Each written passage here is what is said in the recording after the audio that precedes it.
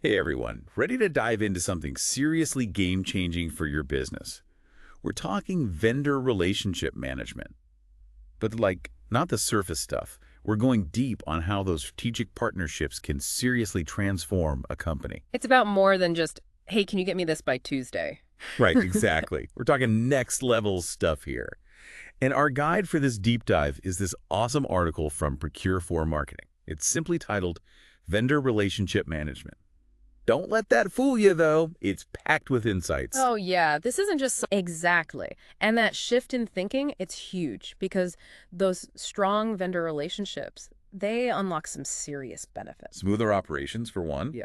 and often better quality on products and services, too. Oh, absolutely. And in today's world, having a bulletproof supply chain, that's everything. Seriously, it's like the difference between weathering a storm and, getting blown away. The article even gave this example, Company X. They were facing this major supply chain disruption, right? But they managed to stay afloat because of their vendor relationships. They were able to pivot quickly, find new sources, while their competitors were scrambling, all because they had that strong foundation. Okay, so how do we actually build these legendary vendor relationships? The article breaks it down with this building blocks analogy, which I love. Oh, I love a good analogy. Makes things stick. Right. So the cornerstone, the most important thing, communication. No surprises there. But not just any communication. We're talking consistent, high-quality interactions.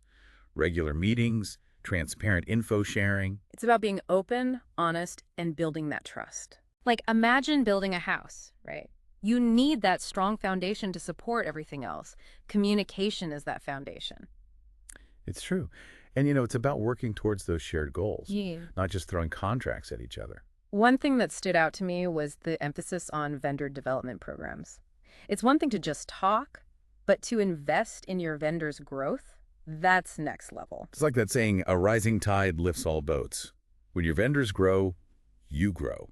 And don't forget about feedback. So important. It's not about playing the blame game. It's about, constantly improving and celebrating those wins together. High fives all around. Yeah. But let's be real. No relationship is perfect, right? Even in the business world. Oh, tell me about it. We've all had those vendor experiences that just didn't go as planned. Exactly, which is why having that strong foundation of open communication is key. It's your safety net when those curveballs inevitably come your way. Disagreements happen, situations change, but that trust you've built, that's what helps you navigate those bumps. Okay, so we've established strong vendor relationships are basically the secret sauce to business success. But how does technology fit into all of this? That's where things get really interesting. Think about CRM systems, right? The ones businesses use to manage customer relationships. Now they're streamlining vendor relationships too. It's like a digital Rolodex on steroids. Contact info, performance data, everything in one place. No more digging through a million emails. And it's not just about staying organized, it's about using data to make smart decisions. You mean like having a crystal ball for your supply chain? Sign me up. Right. But seriously, using those analytics to track vendor performance, identify trends, it's powerful stuff. It sounds super futuristic. It kind of is. And it's not just about fancy algorithms either. It's about using those digital platforms for real-time communication, instant messaging, video calls, you name it. So ditching those never-ending email chains for something more efficient, I'm all for it. Exactly. It just makes everything flow smoother. And speaking of things that flow, there's another piece of the puzzle that's becoming more and more vital: sustainability. It's not just about what you sell anymore. It's about how it's made, where it comes from. Right. Consumers are way more aware of those things now. They want to know the businesses they support, their values align with their own. It's like choosing a brand that gives back to the community. Yeah. You feel good about that purchase. Exactly. And this is where choosing the right vendors becomes even more crucial. It's about finding partners who are just as committed to ethical and sustainable practices as you are. So it's not just a box to tick off a checklist. It's about weaving those values into the very fabric of your vendor relationships. Right. The article even talks about incorporating sustainability metrics into your vendor evaluations, just like any other performance indicator. You measure what matters, right? It's about looking beyond just profits and considering that long-term impact on the world around us. And that's where that collaborative spirit we talked about really comes into play. Because businesses, they're in a unique position to encourage and support their vendors in adopting more sustainable and ethical practices too.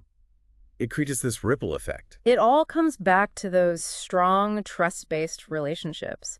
When you have that mutual respect and understanding, you can achieve some truly amazing things together. It's about doing good while also doing good business, you know. Totally. Mhm. And consumers are getting savvier by the day. You know what I mean? They want to support companies that actually walk the walk, not just talk about it. It's like, that feeling you get when you buy something from a company that supports a cause you're passionate about. Exactly. Makes you feel good about where your money's going. And that's why transparency is so huge these days. This article even mentioned how some businesses are using, get this, blockchain. Blockchain, like for tracking supply chains. Yeah. To give consumers that verifiable proof of ethical sourcing. Isn't that wild? It's like giving everyone a backstage pass to see exactly where everything comes from. Right. And that level of openness, it builds trust. Not just with your customers, but with your vendors too. Everyone's in the loop. It's been super insightful, and honestly, I feel like we could just keep going on and on about this stuff, Oh, for sure. There's so much to unpack here. But there's one thing I wanted to touch on before we, get totally carried away. Yeah. It's something the article kind of hints at, but doesn't explicitly say.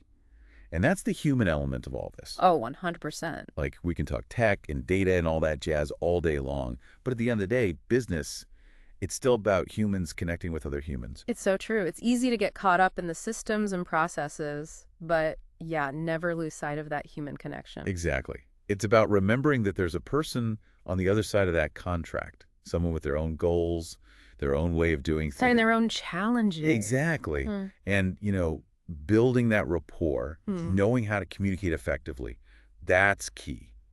Especially when you're trying to navigate those tricky situations where, maybe you don't see eye to eye. Yeah, a little bit of empathy can go a long way. This actually got me thinking about emotional intelligence. That whole being aware of not only your own emotions, but the emotions of others. Oh, absolutely. That's huge in any relationship, really, especially in a business setting. Right. Like, think about it. Negotiating contracts, dealing with disagreements, even just celebrating successes. It Right. all requires emotional intelligence. Yeah, sure. You got to be able to read the room, pick up on those unspoken cues. It can make or break a deal or a relationship. I remember this one time early in my career, we were working with this new vendor, and it was just painful. Oh, I've been there. It's like trying to fit a square peg in a round hole. Yeah, exactly. Yeah. Miscommunications, missed deadlines. It was just constant frustration on both sides. So what did you do? Well, I finally had this opportunity to connect with the vendor's lead, on a more personal level. We talked about our families, our hobbies, just stuff outside of work. Sometimes those little connections make all the difference, right? It's crazy how true that is. Because after that, our communication, it was like night day. We were so much better at understanding each other's perspectives, more willing to work together. It completely changed the game. It's amazing how powerful that human connection can be.